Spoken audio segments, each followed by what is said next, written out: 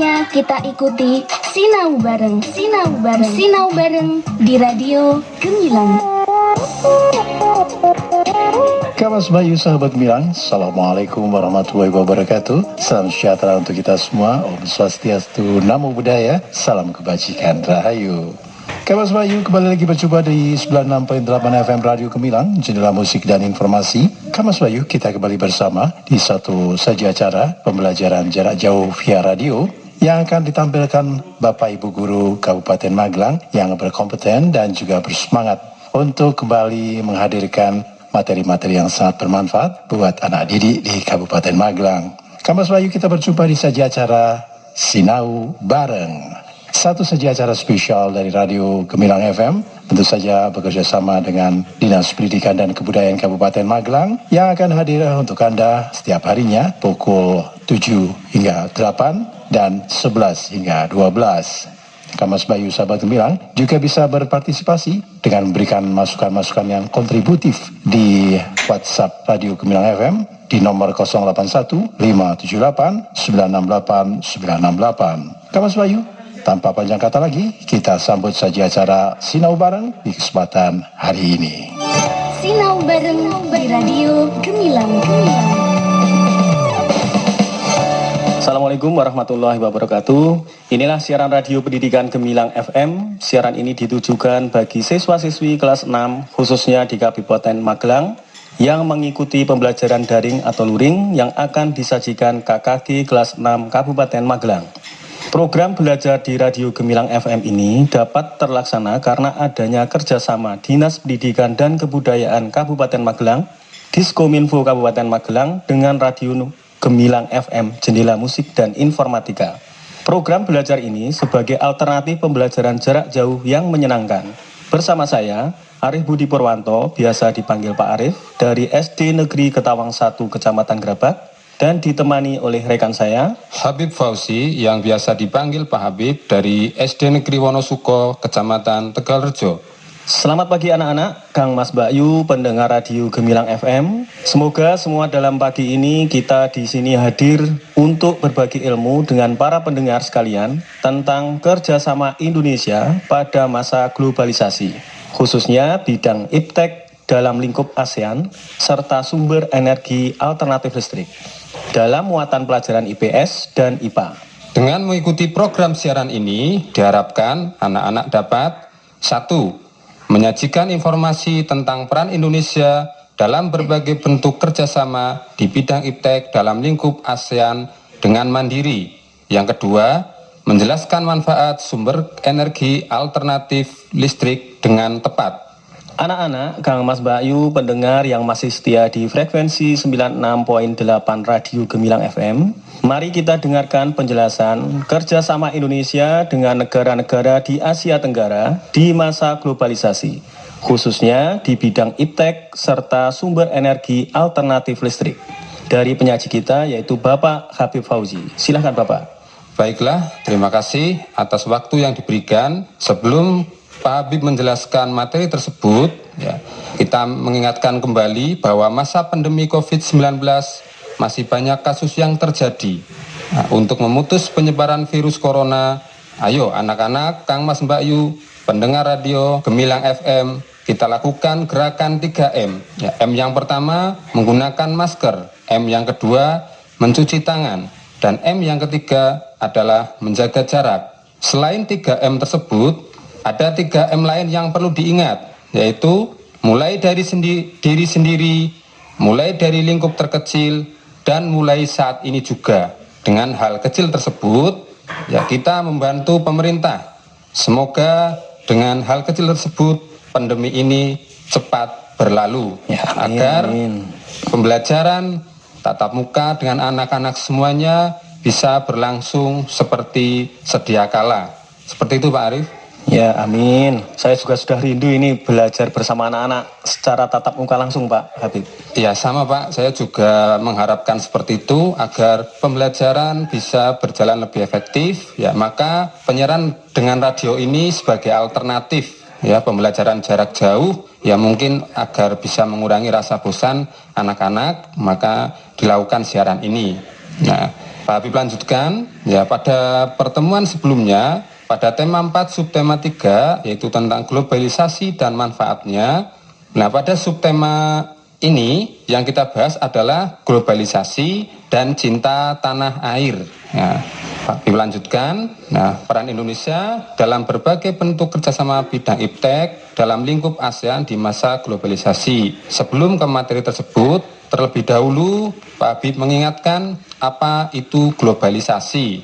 Nah, ya, globalisasi yaitu masa di mana arus informasi begitu cepat menyebar ke berbagai belahan dunia. Nah, ini terutama dalam bidang iptek, ya, informasi karena adanya gadget dan sebagainya berlangsung begitu cepat, ya, termasuk ya kebudayaan dan gaya hidup di berbagai penjuru dunia itu dengan mudah dapat kita ketahui. Nah, kondisi tersebut ya, akan memudahkan generasi muda Indonesia untuk meniru beragam kebudayaan asing tersebut. Nah, oleh karena itu, kita harus memiliki filter ya, dengan memantapkan budaya kita, yaitu untuk menangkal ya, adanya globalisasi tersebut, terutama kebudayaan asing yang tidak sesuai dengan budaya kita. Demikian Pak Arief. Oh ya Pak Habib. Jadi tadi kalau tidak salah dengar, globalisasi memiliki arti informasi dari berbagai belahan dunia begitu cepat menyebar seolah-olah dunia tanpa ada batasnya. Nah, berarti kan kita harus hati-hati ini ya Pak Habib ya untuk menyikapi hal tersebut. Begitu ya Pak Habib? Iya, tepat sekali Pak Arief, kita harus hati-hati, tidak hanya mengambil globalisasi yang negatifnya, terutama yang kebudayaan asing tersebut Pak Arief.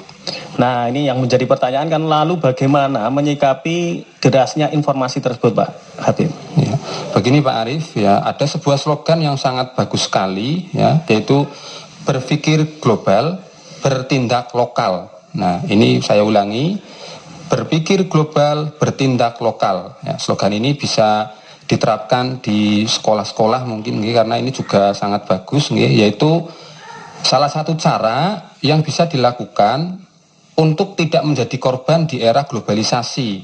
Nah, sebagai bangsa Indonesia, kita harus melestarikan nilai-nilai luhur budaya kita yang kemudian digunakan untuk dapat bersaing di tingkat dunia. Jadi ya, tanpa melupakan budaya kita, tapi kita bisa bersaing dengan negara-negara lain, seperti itu. Ya, jadi anak-anak, saya tegaskan kembali bahwa kita harus berpikir bagaimana bangsa Indonesia ini bisa bersaing dengan negara lain, tetapi tidak melupakan budaya sendiri. Begitu ya Pak Habib ya? Ya, tentunya jangan sampai jati diri bangsa kita ini hilang begitu saja dengan adanya globalisasi yang tadi dijelaskan depan begitu cepat ya informasinya. Apalagi anak-anak calon generasi muda sebagai penerus generasi bangsa yang akan datang. Nah, anak-anak, Kang Mas, Mbak Yu, pendengar setia Radio Gemilang FM, ya, selain itu ya, kita juga harus menumbuhkan rasa cinta tanah air, ya, karena ada juga yang mengatakan bahwa jika ingin menghancurkan sebuah negara, maka hancurkanlah budayanya, sehingga tidak memiliki identitas dan tidak memiliki kebanggaan terhadap negaranya sendiri. Seperti itu Pak Arief. Ya, jadi kita harus sangat hati-hati ya menyikapi globalisasi ini Pak Habib. Iya. Nah, sekarang bagaimana dengan bentuk kerjasama dan peran Indonesia di masa globalisasi, khususnya bidang ilmu, pengetahuan, dan teknologi dalam lingkup ASEAN Pak Habib? Ya, baiklah anak-anak, Kang Mas, Mbak Yu, pendengar setia Radio Gemilang FM, Jendela Musik dan Informasi, ya, kita akan membahas tersebut tentang bentuk kerjasama dan peran Indonesia di masa globalisasi, khususnya bidang iptek dalam lingkup ASEAN. Yang pertama, Indonesia menjadi peserta sekaligus tuan rumah di berbagai kompetisi ilmu pengetahuan. Yang pertama, Indonesia ikut aktif dalam berbagai kompetisi ilmu pengetahuan internasional, ya, baik biologi maupun kontes robot. Mungkin kalau anak-anak tahu, sering mendengar berita lewat radio, televisi, atau membaca di koran, banyak anak-anak hebat kita yang ternyata memperoleh kejuaraan tersebut. Nah, Selain menjadi peserta aktif, ya Indonesia dalam lingkup ASEAN juga mengadakan Olimpiade Pendidikan, tetapi ini levelnya adalah taraf regional, ya. Dalam hal ini sebatas negara-negara di Asia Tenggara, karena dalam Olimpiade tersebut, ya, sudah dijelaskan bahwa kerjasama regional itu memang hanya di lingkup negara-negara tertentu, jadi tidak semuanya, okay? Dalam satu kawasan. Dalam satu kawasan, tepatnya seperti itu. Terima kasih Pak Arief. Yang kedua, ya, yaitu menyelenggarakan seminar Solar Energy for Our Future, ya. Ini dilaksanakan pada tanggal 24 Juli 2012 di Universitas Indonesia. Nah, semoga nanti ada anak-anak dari Kabupaten Magelang, bahkan harapannya banyak bisa sampai ada yang kuliah di Universitas Indonesia ini. Okay. Nah, apa yang dibahas dalam seminar ini? Nah, seminar ini membahas tentang potensi, perkembangan, serta penggunaan energi terbarukan tenaga surya, khususnya di Indonesia dan di kawasan Asia Tenggara. Nah, seminar ini dihadiri oleh perwakilan dari negara-negara anggota ASEAN. Pak Habib lanjutkan, anak-anak, Kang Mas, Mbak Yu, pendengar setia radio Gemilang FM. Yang ketiga, yaitu Indonesia menjadi tuan rumah pertemuan subkomite ASEAN untuk infrastruktur sains dan teknologi dan pengembangan sumber daya yang ke-52. Nah, kegiatan ini dimulai tanggal 1 April hingga 3 April 2018 di Pusat Penelitian Ilmu Pengetahuan dan Teknologi di Serpong, Tangerang Selatan. Nah, yang keempat, Indonesia juga mempunyai peran penting dalam pembentukan kerjasama ASEAN Committee on Science and Technology, dalam kurung ASEAN COST. Ya. Ini bertujuan untuk mendukung kegiatan penelitian serta pengembangan dalam bidang sains dan teknologi nasional ASEAN. Yang kelima, yaitu Biotrop atau Regional Center for Tropical Biology, dalam bahasa Indonesianya yaitu Pusat Penelitian untuk Biologi di Bogor. Tugas dari lembaga ini yaitu fokus pada pembangunan berkelanjutan berhubungan dengan biologi tropika di kawasan Asia Tenggara. Biotrop ini membantu negara anggota untuk mengembangkan keahlian dalam mencari solusi, meneliti, dan melakukan pendekatan alternatif untuk memecahkan masalah biologis kritis seperti hasil bumi, perairan, dan juga penanganan hutan. Sinau bareng di radio Gemilang. Ya Pak Habib, dari 5 contoh bentuk kerjasama di ASEAN tadi, mungkin masih ada lagi Pak Habib?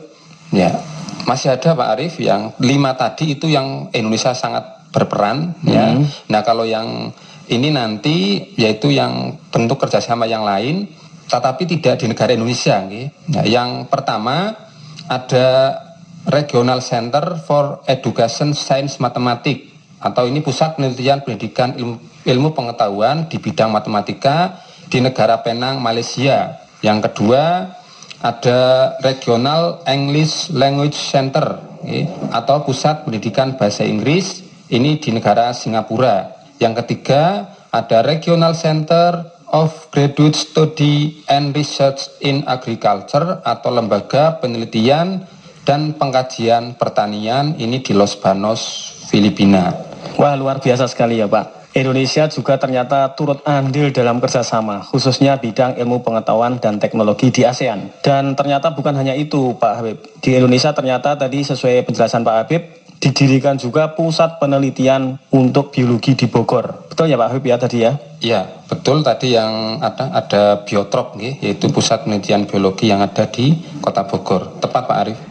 Oke, baiklah anak-anak, Kang Mas, Mbak Yu, jangan pindah gelombang dulu ya. Tetap di sini di 96.8 Gemilang FM, Jendela Musik dan Informasi. Karena kami akan kembali dengan ilmu-ilmu yang lebih menarik.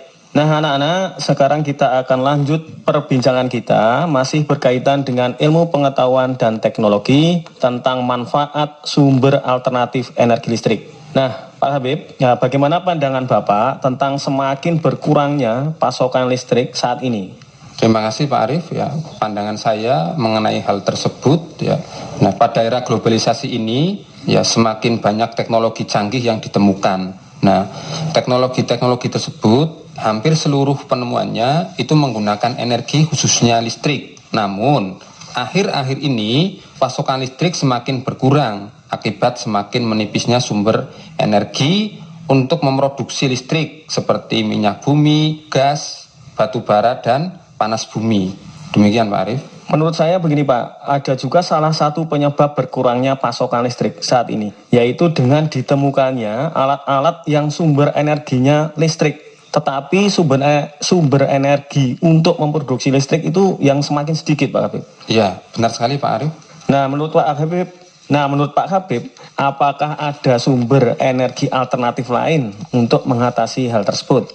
Salah satu cara yang dapat kita lakukan adalah mencari sumber energi alternatif ya, yang bersih, aman, bebas polusi, dan selalu tersedia tanpa batas. Nah, salah satu bentuk energi alternatif tersebut adalah sel surya. Nah, ini menarik sekali Pak Habib, sel surya. Nah, apa itu sel surya? Dan yang perlu sangat penting dijelaskan, bagaimana prinsip kerjanya? Oke, anak-anak, Kang Mas, Mbak Yu, pendengar setia Radio Gemilang FM, jendela musik dan informasi. Ya. Sel surya merupakan lempengan tipis yang terbuat dari silikon yang dapat mengubah langsung cahaya matahari menjadi energi listrik. Lempengan sel surya tersebut diberi muatan positif dan muatan negatif. Saat cahaya mengetahui lempengan tersebut, kemudian akan memicu muatan positif untuk bertemu dengan muatan negatif, sehingga terjadilah arus listrik. Nah, ini mungkin bagi para pendengar dan anak-anak bertanya-tanya ini tentang sel surya ini kok sepertinya mudah sekali mengubah cahaya bisa langsung jadi energi listrik. Nah, ini mungkin perlu penjelasan dari Pak Habib nih. Ya, gambaran singkatnya seperti itu Pak Arief dan pendengar Radio Gemilang FM. Nah, agar panel surya bisa dihasilkan dari rumah, itu tidak serta-merta matahari dicorotkan ke sel surya terus bisa digunakan, itu tidak seperti itu ya. Nah, bagaimana ya? Nah, ada alat-alat lain yang dibutuhkan agar panel surya itu bisa menghasilkan energi listrik. Nah, jika sahabat Gemilang FM berencana untuk membuat atau merakit sebuah panel surya, ternyata tadi menurut penjelasan Pak Habib ada alat-alat yang harus digunakan. Nah, apakah alat-alat tersebut bisa dijelaskan ya Pak Habib ya? Monggo. Baik, yang pertama ada panel surya atau sel surya itu sendiri. Nah, ini fungsinya tadi sudah dijelaskan serta prinsip kerjanya yaitu mengubah cahaya matahari menjadi energi listrik. Nah, ini alat yang lainnya yaitu yang kedua ada solar charge control atau ini kontrol bahasa yang lebih enaknya, yaitu ini yang digunakan untuk mengontrol proses pengisian muatan listrik dari panel surya ke dalam baterai atau aki dan juga pengosongan muatan listrik dari baterai pada beban seperti lampu, TV dan sebagainya. Berarti ini untuk intinya itu untuk mengontrol proses pengisian dan pengosongan ya pada baterai atau aki. Yang ketiga, baterai atau aki itu sendiri ya, yaitu ini yang menyimpan muatan listrik. Jadi pada saat sel surya mengkonversi energi cahaya matahari menjadi energi listrik tersebut kemudian disimpan pada baterai yang kemudian bisa digunakan.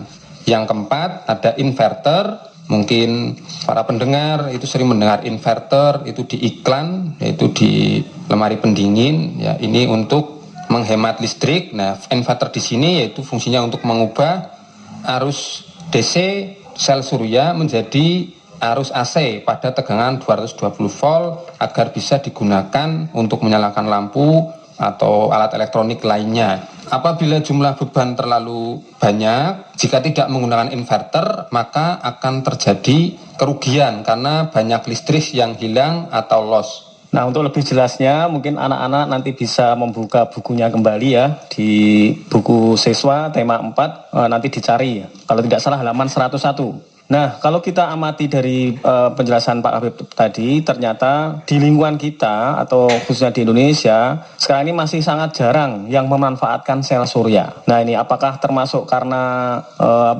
prinsip kerjanya yang rumit atau Bagaimana menurut pandangan Bapak Habib? Ya, anak-anak pendengar radio Gemilang FM, ya, Indonesia dan negara Asia Tenggara merupakan negara yang kaya potensi sumber energi terbarukan, khususnya tenaga surya, namun potensi tersebut belum termanfaatkan secara optimal. Nah, mengapa tadi penggunaannya masih sangat sedikit? Nah, karena berdasarkan data di Indonesia yang memanfaatkan energi surya itu baru sebesar 0,05%. Karena salah satu penyebabnya yaitu biaya untuk membuat lempengan silikon yang cukup tinggi sehingga masih banyak belum digunakan. Sebagai gambaran, untuk listrik 2200 watt itu dibutuhkan biaya sekitar 45 sampai 50 juta. Nah, Banyak sekali ya Pak Habib ya. banyak sekali Pak Arif. Nah, harapannya dengan perkembangan iptek diharapkan nanti ada cara untuk meningkatkan efisiensi kerja dari sel surya. Harapannya nanti banyak yang menggunakan pasokan listrik agar bisa menjangkau seluruh penjuru Indonesia. Oke Pak Habib, terima kasih atas penjelasannya.